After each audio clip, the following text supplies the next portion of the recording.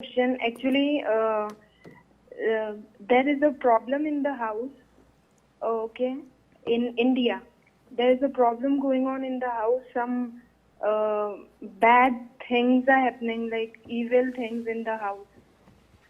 They are not letting the family stay in the house, some like that. So what shall we do? I don't know. I do not know the unseen. So when you talk ambiguously like this, it might be there are crooks breaking into the house. There might be mice and reptiles eating the people. There might be jinn. I don't know what you're referring to. So jinns and snakes, like in one room when the family members are going during, like after Asr time, sunset time, they are telling, do not enter this room, this is ours. And when nobody is there in the room, everything like from the cupboard, the clothes are thrown away, and even the family members who are living over there, they are reacting in different way, and they are saying, do not enter this room and just leave the house. Okay, so one of the two.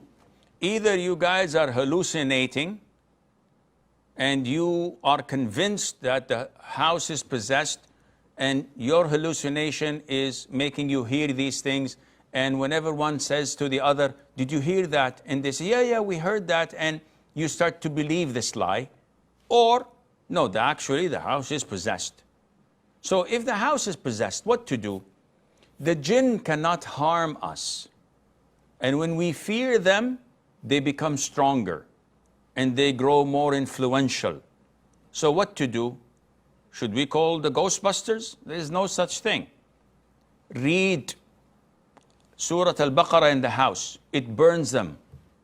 Read repeatedly the last two verses of Surah Al-Baqarah specifically. آمن الرسول بما أنزل إليه من ربه والمؤمنون. The last two verses of the Surah Al-Baqarah, the Prophet says, it prevents the jinn from entering your house for 3 days and nights.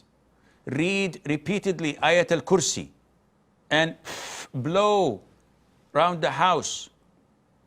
And this burns them alive. And continue to do this repeatedly with full conviction that Allah is their Lord. Allah is stronger than them, and Allah will make them go out.